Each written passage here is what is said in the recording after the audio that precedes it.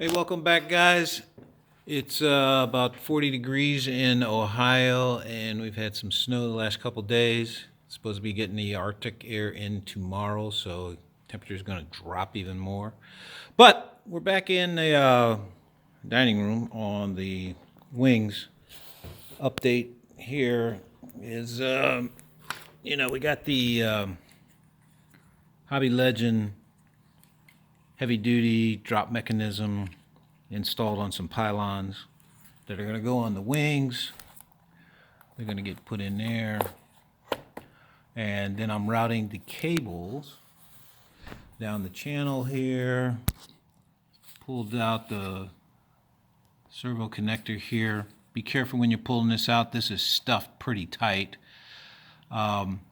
So when I wiggled these out, finally got them out, it's pretty tight in there. So I took my screwdriver and went in there and made that area even bigger because I got another wire coming through.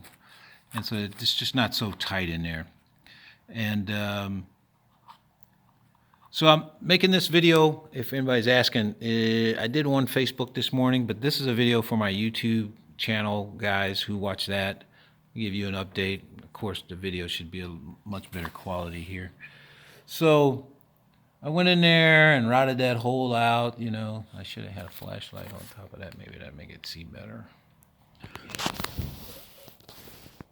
Well, you can see in there. All right, so went in there and cleaned that out, so I got some more room. And so my next wire will come out of there. And what these are is, you got your brake wire, your retract wire, your two servos, flaps, and aileron, and then your last one on here is your wing lights. So that's how the layout is on the connector there. So after I get this done, then I'm going to start working on the bottom of the wing, getting it sand filled, because I didn't want to do anything on the bottom till I got it pretty close. And I also have to put the one more connector for the leading edge slat has to be put in. So that's another reason why I had to route this out a little bit deeper, a little bit wider, because I got two sets of additional wires coming through here. Okay. Top of the wing. Oh, like I said, those two holes there have to be filled because I'm no longer using them to mount the wings, so I got to go back and finish that on the top wing. So that's what's happening with the wings. Now, as I told the guys on Facebook, let me show you what's going on out here in the shop. So I haven't been out here in a while because it was cold and I was working on those wings, but the fuse turned out, pretty good. Like I said earlier, if you have an F86, you notice my nose is different than yours.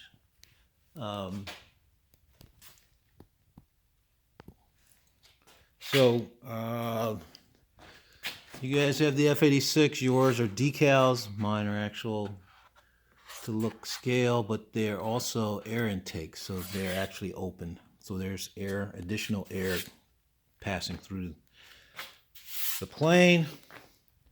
Any of you new guys, this is a sliding canopy that's on a servo that opens and closes on its when I get the switch. We got a light here that's going to be going in here. Clear plastic has to be over this. I got to make that.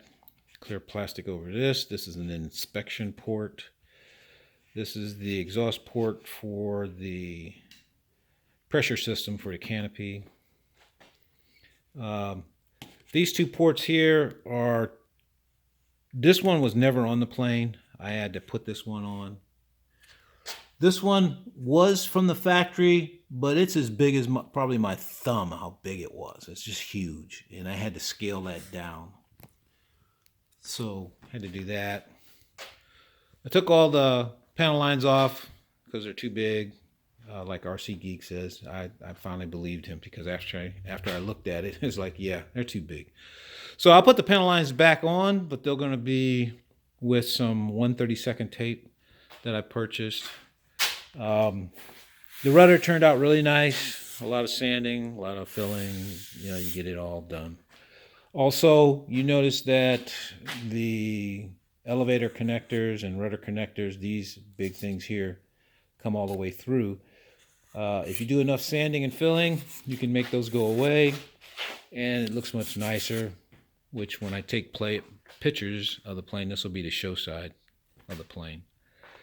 The hatch details was already there. I put in some additional ones just to dress it up so that it doesn't look so plain. If you just take everything off of it and fill and sand it and paint the plane, it just looks plain. It looks like, just a model that you did. So I try to put some additional hatches, and like I said, when I put the panel lines back on and the rivet detail, it will look a little bit dressed up.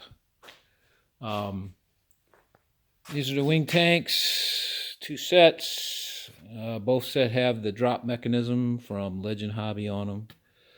So the panel lines were too big on this too. Removed them, filled them, sand them, prime them.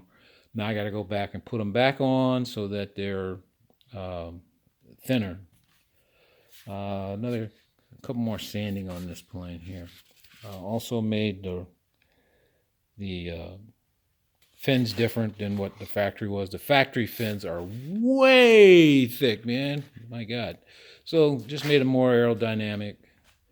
And so that's where we're at on the plane now. Of course, I don't really move that fast because I'm old and I'm slow and I don't really care anymore because I'm retired. So it's actually coming together pretty quick. Once I get that servo in the wing and the leading edge slats hooked up, we're pretty much done with the mechanics of the plane. And so we'll be able to start the first base coat on it and that kind of stuff, which will make it pretty nice. So we're looking, it's January, the 18th now? I don't know. Sometime in February, we'll probably be doing something. But that's where I'm at on the plan right now, unless, I get a fire. I got to watch some more Mike Patey videos so I get fired up so I can get something done. And then we'll be finished. Ooh, that's just nothing. But yeah, I got to get those leading edge slats hooked up. It's not hard to do. It's just got to do it. All right. Hey, thanks for stopping by. This is William Jackson Custom RCs, and we'll see you later.